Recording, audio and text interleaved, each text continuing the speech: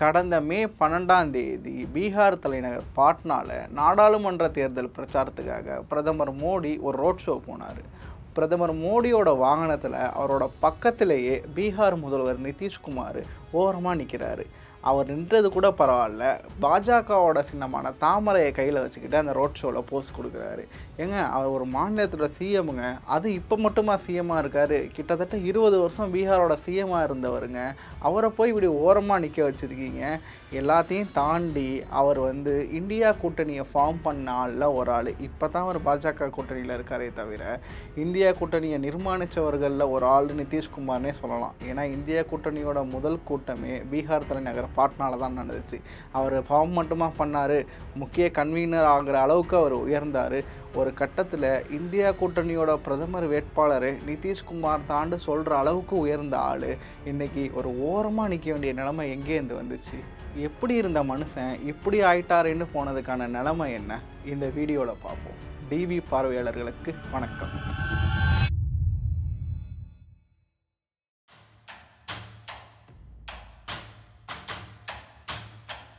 நிதிஷ்குமார் ஒரு பாம்பு எப்படி தன்னோட சட்டையை அடிக்கடி கழட்டிட்டு திரும்ப புதுப்பிச்சுக்குமோ அந்த மாதிரி இவர் அடிக்கடி தன்னோட கூட்டணியை மாற்றிக்கிட்டு புதுப்பிச்சுக்கிட்டே இருப்பார்.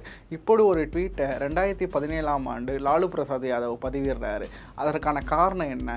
2015ஆம் ஆண்டு சட்டமன்ற தேர்தலில் லாலுவோட கூட்டணி வச்சு ஜெயிச்ச நிதிஷ்குமார் 2017ஆம் ஆண்டு திடீர்னு பாஜக கூட்டணிக்கு தாவறாரு.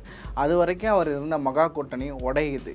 ஆனால் இதில் என்ன ஆச்சரியன்னா, லாலு பிரசாத் யாதவ் போட்ட இதே ட்வீட்டை 2023ஆம் ஆண்டு பாஜக வேகமாக பரப்புனுச்சு. ஏன் தெரியுங்களா?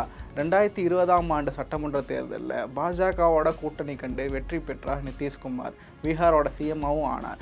ஆனால் 2023ஆம் ஆண்டு அந்த கூட்டணியை முறிச்சிட்டு லாலுவோட திரும்ப கூட்டணி வச்சார். இந்த மாதிரி கூட்டணி தாவி பண்ணுற அரசியல் தான் நிதிஷ்குமார். ஆனால் இது மட்டும் ஒரு அடையாளம் இல்லை. பீகார் அரசியல் வரலாற்றிலேயே அதிக முறை சிஎம்மாக இருந்தவர் அவர்.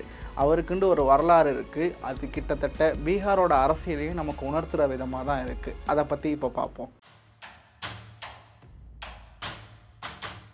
நிதிஷ்குமார் அடிப்படையில் ஒரு எலக்ட்ரானிக் இன்ஜினியர். ஆனால் அவர் மாஸ்டர் கிளாஸ் எடுத்தது என்னமோ பொலிட்டிக்கலில் தான். அவர் இது வரைக்கும் 9 முறை பீகாரோட சிஎம்மாக இருந்திருக்காரு. படிப்பை முடிச்சுட்டு ஒரு நிரந்தர வேலையில் போய் சேர்ந்துட மாட்டோமாண்டு 1966ஆம் ஆண்டு பாட்னாவுக்கு வராரு. ஆனால் வேலையை மட்டும் பார்க்குற அளவுக்கு அன்றைய சூழல் இல்லை. ஏன்னா பீகாரோட முக்கிய தலைவராக இருந்த ராம் மனோகர் லோகியாவோட பேச்சுனால இவர் கவரப்படுறாரு. அவரோட இயக்கங்களில் சேர்ந்து பணி செய்கிறாரு. என்ன தான் இவருக்கு இந்த அரசியல் புரிதலை லோகியாட்டேருந்து வந்தாலும் அவர் தீவிர அரசியல்வாதியாக உருவாகிறதுக்கு காரணம் ஜேபி என்கிற ஜெயபிரகாஷ் நாராயணன் தான். அப்போதைய பிரதமர் இந்திரா காந்தி எமர்ஜென்சி கொண்டு வந்தப்போ ஜெயபிரகாஷ் நாராயணன் எந்த அளவுக்கு போராடினார், எந்த அளவுக்கு ஒரு சோசியலிஸ்ட் தலைவராக இருந்தார்னு நம்ம எல்லாத்துக்குமே தெரியும். அவர் முழு புரட்சிக்கான அறைகூவல்னு நிறைய முழக்கங்கள்லாம் விட்டார். இதனாலேயே பல இளைஞர்கள் அவர் பின்னாடி ஒன்று தெரிஞ்சாங்க. அவர் அடிப்படையில் பீகாரை சேர்ந்தவர் என்பதனால பீகாரில் இன்றைக்கி உருவான பல தலைவர்கள் ஜேபி மூமெண்ட்னால உருவானவங்க தான். அந்த அடிப்படையில் தான் நிதிஷ்குமாரும் ஜேபியால் கவரப்படுறாரு.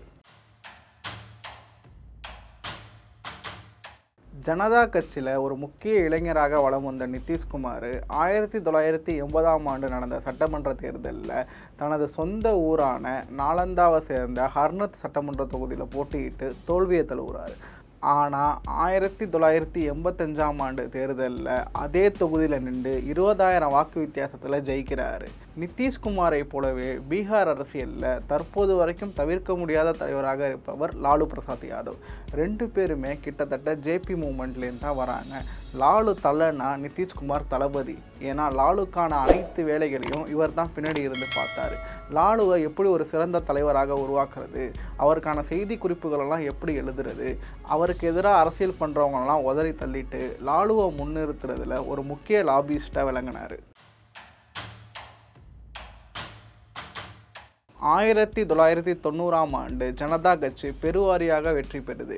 ஆனால் யார் முதலமைச்சராக வேண்டும் என்ற கேள்வி எழும்போது லாலு பிரசாத் யாதவ் தான் முதலமைச்சர் ஆகணும்னு முக்கிய பணியை செஞ்சார் நிதிஷ்குமார். அதற்கு முன்னாடி 1-2 விளிம்பு நிலை சமூகத்தை சேர்ந்த தலைவர்கள் பீகார் அரசியலில் வெற்றி பெற்றாலும் லாலு பிரசாத் யாதவோட வெற்றி தான் அது வரைக்கும் உயர் சாதிகளின் ஆதிக்கமாக விளங்கின அரசியலுக்கு ஒரு முற்றுப்புள்ளி வச்சுச்சுன்னே சொல்லலாம். அது இன்னைக்கு வரைக்கும் பீகாரில் தொடர்ந்துக்கிட்டு இருக்குது. எந்த நிதிஷ்குமார் லாலு பிரசாத் யாதவோட ஒரு படைத்தளபதியாக இருந்து அவரோட அனைத்து பணிகளையும் செஞ்சுக்கிட்டு இருந்தாரோ அதே நிதிஷ்குமார் 1994ஆம் ஆண்டு லாலு பிரசாத் யாதவ் ஒரு சர்வாதிகாரி மாதிரி செயல்படுறாரு, இனிமேட்டு என்னால் அவரோட பயணிக்க முடியாதுன்னு சொல்லி ஜனதா தள கட்சியிலேருந்து விலகுறாரு. பிறகு சோசியலிஸ்ட் ஆதரவான ஜார்ஜ் பெர்னாண்டஸோடு சேர்ந்து சமதா கட்சிங்கிற ஒரு கட்சியை ஆரம்பிக்கிறாரு. 1997ஆம் ஆண்டு பீகார் அரசியலில் ஒரு முக்கியமான காலம்னு சொல்லலாம். ஏன்னா அப்பொழுதைய முதல்வராக இருந்த லாலு பிரசாத்துக்கு எதிராக மாட்டுத்தீவன ஊழல் வழக்குன்னு ஒரு மிகப்பெரிய ஊழல் வழக்கு வெடிக்குது. ஒரு கட்டத்தில் ஜனதா தள கட்சியே லாலு பிரசாத்தை யோசிக்குது. அவர் அந்த கட்சியிலேருந்து விலகுறாரு, ராஷ்ட்ரிய ஜனதா தளங்கிற புதிய கட்சியை தோற்றுவிக்கிறாரு. இந்த சந்தர்ப்பத்தை தான் நிதிஷ்குமார் பயங்கரமாக பயன்படுத்திக்கிட்டாருன்னு சொல்லலாம். தனது பழைய சகாக்களான அதாவது ஜேபி மூமெண்ட்லேயே தன்னோட பயணித்த முக்கிய தலைவர்களான ராம்விலாஸ் பாஸ்வான், சரத் யாதவ் போன்றவர்களாம் ஒன்றா ஒரு குடையில் அடைக்கிறாரு. இதையும் தாண்டி அவர் பாஜகவோட கூட்டணி வச்சு 2000ஆம் ஆண்டு சட்டமன்ற பொதுத் தேர்தலை சந்திக்கிறாரு. அந்த தேர்தலில் நிதிஷ்குமாரோட ஐக்கிய ஜனதா தளம் மொத்தம் இருக்கிற 243 தொகுதியில் 122 தொகுதியை கைப்பற்றுது. ஆனால் லாலு பிரசாத் யாதவோட ராஷ்ட்ரிய ஜனதா தளமோ 124 தொகுதியை கைப்பற்றுது. இரண்டு பேருக்கும் இடையில் வெறும் 2 தொகுதி தான் வித்தியாசம். ஆனால் லாலு தான் பெரும்பான்மையை பெறாரு. ஆனால் 2000ஆம் ஆண்டு அப்போ ஒன்றியத்தில் பாஜகவோட வாஜ்பாயோட ஆட்சி நடக்குது. அதனாலேயே அந்த அதிகாரத்தை பயன்படுத்தி இங்கே ஆட்சியை அமைக்கிறாரு நிதிஷ்குமார். அதாவது 2000ஆம் ஆண்டு முதல் முறையாக பீகாரின் முதல்வராக தேர்ந்தெடுக்கப்படுகிறார் நிதிஷ்குமார். இதற்கப்புறம் பீகாரின் அரசியல் களமே மாற்றப்படுதுன்னு தான் சொல்லணும். பீகாருக்கும் தமிழ்நாட்டுக்கும் பல ஒற்றுமைகளை நம்ம சொல்லலாம். ஏன்னா ஒரு கட்டத்தில் 2 மாநிலங்கள்லேயும் தேசிய கட்சிகளின் உயர்சாதி அரசியல் தான் கோலோச்சிக்கிட்டு இருந்துச்சு. தமிழ்நாட்டில் 1967ஆம் ஆண்டு திமுக ஆட்சி பொறுப்பேற்குது. அதே மாதிரி பீகாரில் லாலுவோட ஜனதா தள ஆட்சி பொறுப்பேற்குது. தமிழ்நாட்டில் 1969ஆம் ஆண்டு கலைஞர் முதல்வராக எந்த அளவுக்கு எம்ஜிஆர் பக்கபலமாக இருந்தாரோ அதே மாதிரி லாலு பிரசாத் யாதவ் முதல்வராக நிதிஷ்குமார் பக்கபலமாக இருக்கார். 2 மாநிலங்கள்லேயும் இந்த கூட்டணியில் இருந்த தலைவர்கள் பிரிஞ்சு தனி கட்சி ஆரம்பித்து சிஎம்மாவும் ஆகுறாங்க. எல்லாத்தையும் தாண்டி இந்த விஷயத்தில் நாம் பார்க்க வேண்டிய சமூகவியல் பார்வை என்னன்னா, தமிழ்நாடும் சரி பீகாரும் சரி மதவாத அரசியலை கொஞ்சம் தள்ளியே தான் வச்சுக்கிட்டு வந்திருக்காங்க.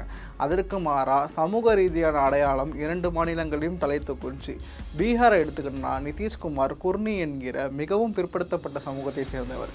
லாலு பிரசாத் யாதவோ யாதவர்கள் என்கிற பிற்படுத்தப்பட்ட சமூகத்தை சார்ந்தவர். இந்த பிற்படுத்தப்பட்ட சமூகங்களின் ஆதிக்கம் தான் பீகார் அரசியலை தீர்மானிக்கிற சக்தியாகவும் ஆகுது. இந்த சமூக பலம் தான் நிதிஷ்குமார் எத்தனை தடவை கட்சி மாறினாலும் லாலு பிரசாத் மேலே பல்வேறு குற்றச்சாட்டுகள் இருந்தாலும் அவர்களை அரசியல் களத்திலேருந்து விடுவிக்காமல் காப்பாற்றிக்கிட்டு வருது. நீங்களே பாருங்கள், நிதிஷ்குமார் 2020ஆம் ஆண்டு சட்டமன்ற தேர்தலில் பாஜகவோட கூட்டணி வச்சு எதிர்கொண்டார். 2023ஆம் ஆண்டு பாஜகவோட விலகி திரும்ப காங்கிரஸ் லாலுவோட சேர்ந்து மகா கூட்டணியில் இணைஞ்சார். திரும்ப ஒரே வருஷத்துக்குள்ள 2024ஆம் ஆண்டு பொது தேர்தல் வரத்துக்குள்ளாட்டியும் பாஜகவோட சேர்ந்து இந்த நிலையில் இருக்கார். ஆனால் இப்படிப்பட்ட கட்சித்தாவல அரசியலுக்கு சமூக பலம் நீண்ட காலம் கை கொடுக்குமாங்கிறது கேள்விக்குறி தான். 2020ஆம் ஆண்டு சட்டமன்ற தேர்தலை எடுத்துக்கங்க.